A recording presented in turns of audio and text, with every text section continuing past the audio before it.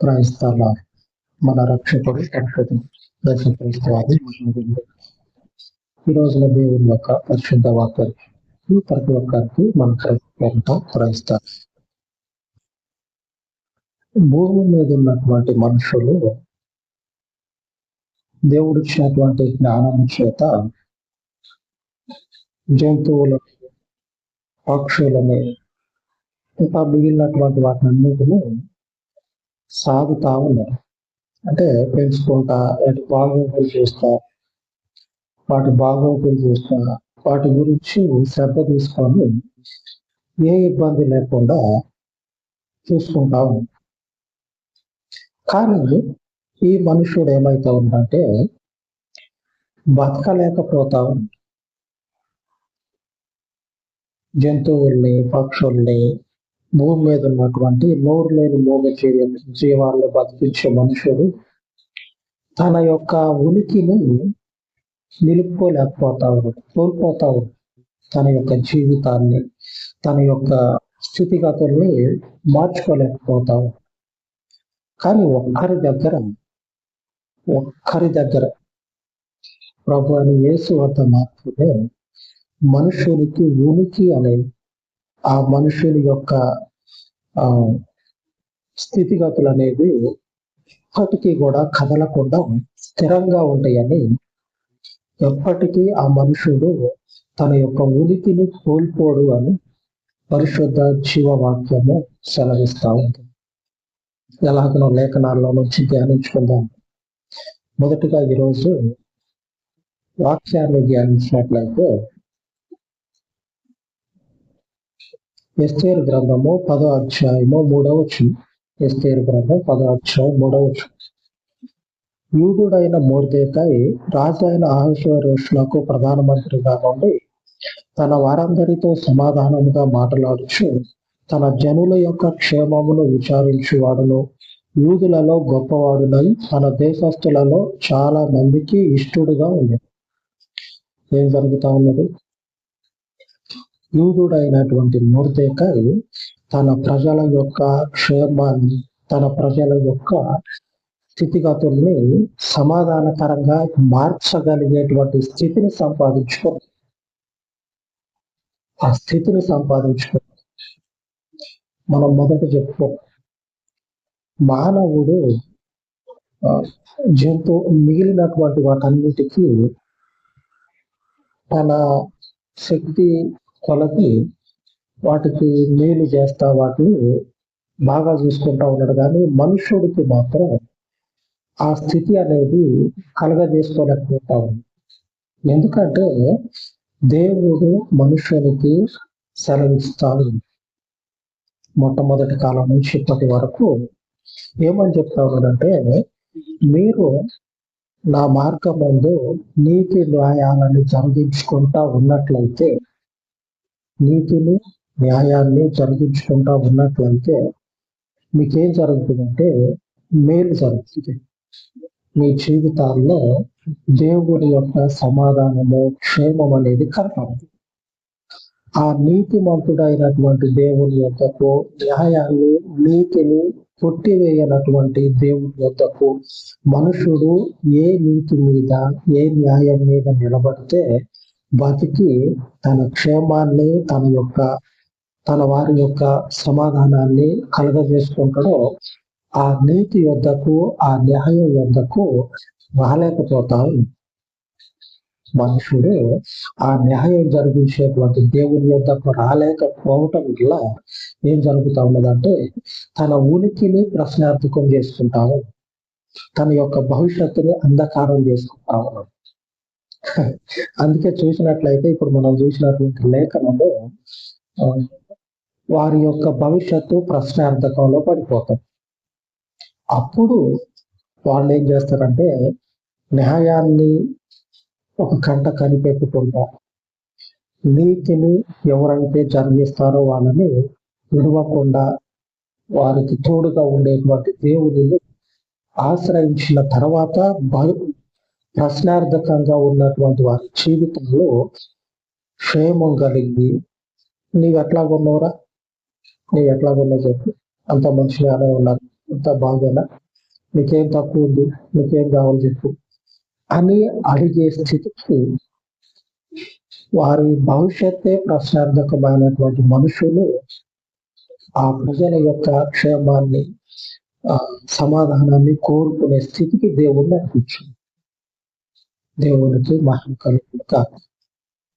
దేవుడు ఏం చేస్తాడంటే తన యుద్ధకు వచ్చేటువంటి వారిని నిలబెడతాడు. నాకు న్యాయం దొరకట్లా, నాకు నీతి అనేది కనపడట్లా అంటే ఆయనకు వేరుగా ఉంటే కనపడదు. నాకే ఎదురు పడతాను, నేనంటే పెద్ద మనగాడు కాదులే కానీ నీతో పాటు నేను కూడా చూస్తూనే ఉన్నా ఎంతటి మాట మార్చి ఎంతటి మోసం చేసేటువంటి పరిస్థితులు అంటే నా కళ్ళ ముందే నాకే ఎదురైంది. పోయిన నెలలో నాకే ఎదురైంది. వాడు డబ్బులు తీసుకొని పత్తా లేకుండా పోయింది. ఫోన్ చేస్తే ఫోన్ ఎత్తాడు. తర్వాత చేసి మాట్లాడి ఎప్పుడుకో ఎత్తుతుంది కదా, ఎప్పుడు ఎత్తినప్పుడు కాయ అని చెప్పనని మొత్తుకుంటే ఏమైందిరా నాయన, అడ్రస్ లో ఏమైందిరా అని చెప్పానంటే అదిగో ఇదిగో అని చెప్పని అంటాడు. మళ్ళా యథాప్రకారంగా చెప్పుడు పాట.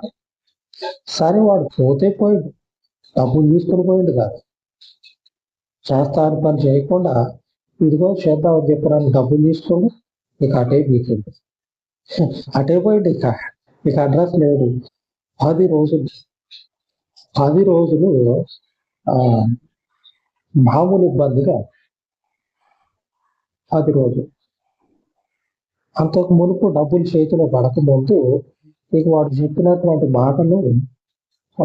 మాటలు మానవుడు చెప్పు అట్లాగా తెచ్చుమీరిపోయారు. ఈ స్థితిని కలిగి నేను నెమ్మదిగా ఉంటా, నాకు క్షేమం కలుగుతుంటే ఒక మనుషుడు దేవుడు కలగజేసినటువంటి ఈ భూప్రపంచంలో ఆయన యొక్క న్యాయాన్ని, నీతిని పాటించకుండా దుర్నీతిగా ప్రవర్తించకుండా మనుషులని ఏమార్చి, మాయ చేసి, మోసం చేసి ఎన్ని రోజులు క్షేమంగా ఉంది. ఇట్లా ఉన్నారు మనుషులు, ఇట్లాగే ఉంటారు కూడా, ఇట్లాగే ఉంటారు. దేవుని వద్దకు వచ్చినట్లయితే ఇందా చెప్పిన కదా, వాడు తర్వాత బయటికి రాలేనటువంటి ఊబిలో కూరుకోడు. దేవుడు వాడు బాగా ఇరికించి పెట్టాడు. దేవునికి ఇష్టం అనుకుంటూనే ఉన్నా.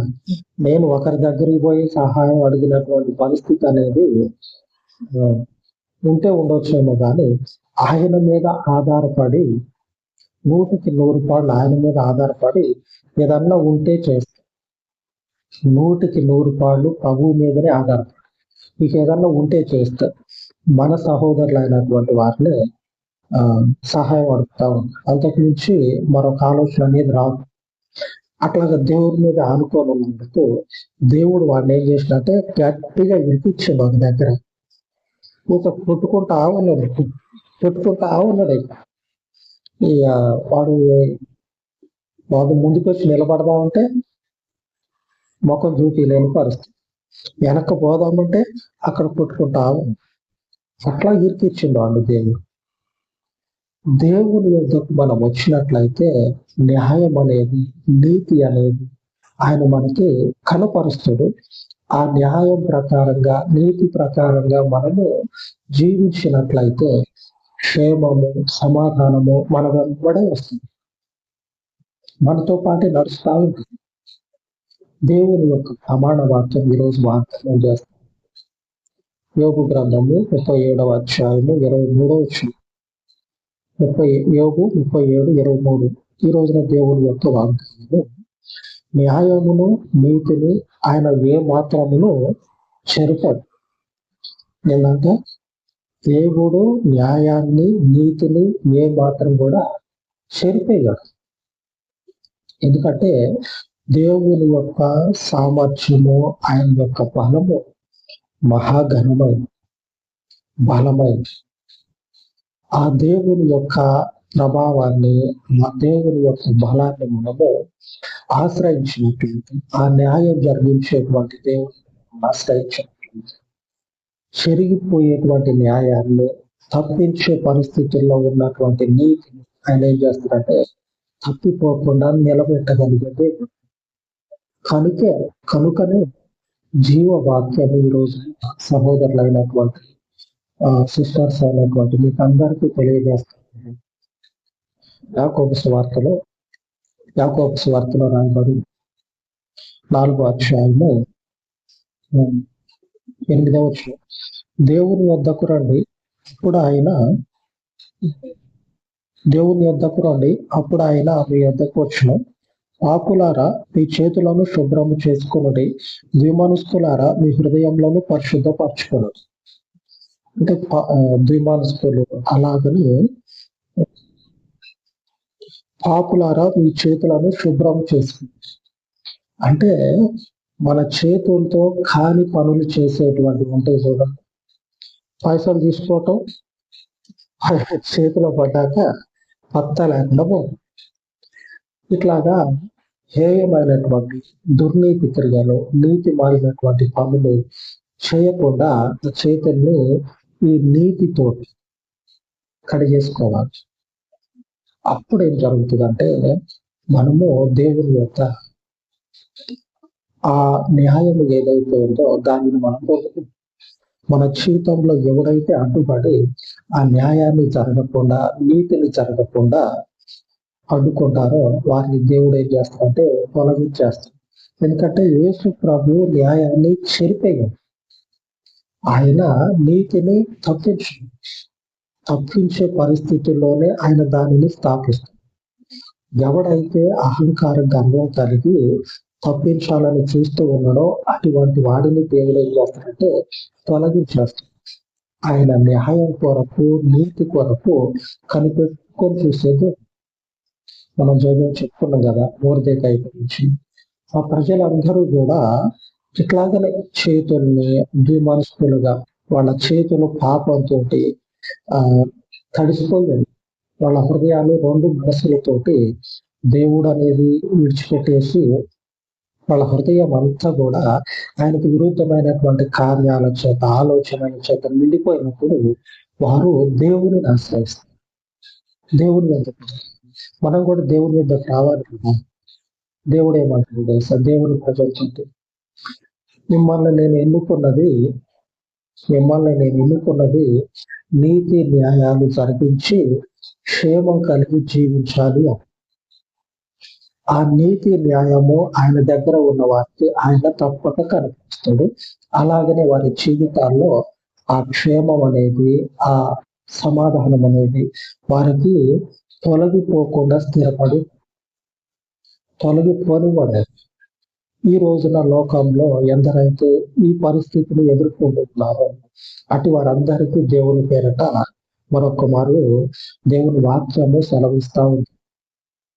ఆయన యొద్దకు రండి, ఆయన ప్రతి ఒక్కరి గర్వాన్ని నిలిచి మీకు న్యాయం తీర్చేది.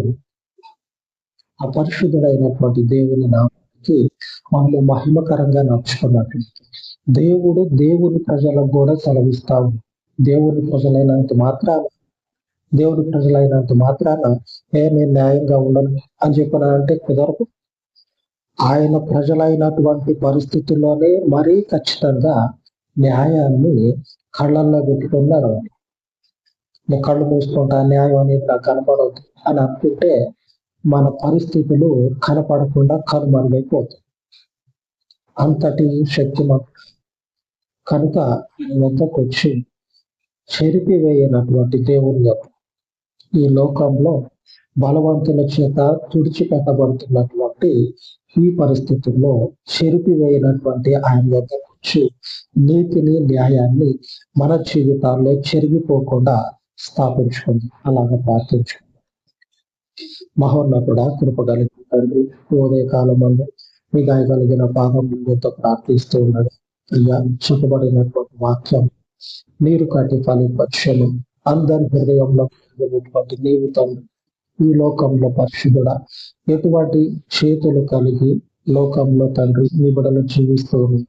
పాపము కలిగినటువంటి చేతులు కలిగి ఉన్నారు, మలినమైనటువంటి చేతులు సన్నిధిలో ఉన్నారు. నీకు మాత్రమే తెలుసు. కనుక తండ్రి అటు వారి చేతులు మీ పరలోకపు నీతి న్యాయంలో చేత శుద్ధి చేసుకొని మీ సన్నిధిలో తండ్రి ఏక హృదయము ఏకాత్మ కలిగి మిమ్మల్ని తండ్రి వెంబడించబడుచు ఉన్నటువంటి ప్రతి ఒక్కరి జీవితాలలో తండ్రి ఏ పరిస్థితిలో ఏ మనుషుల మధ్య అన్యాయానికి గురవుతూ ఉన్నారు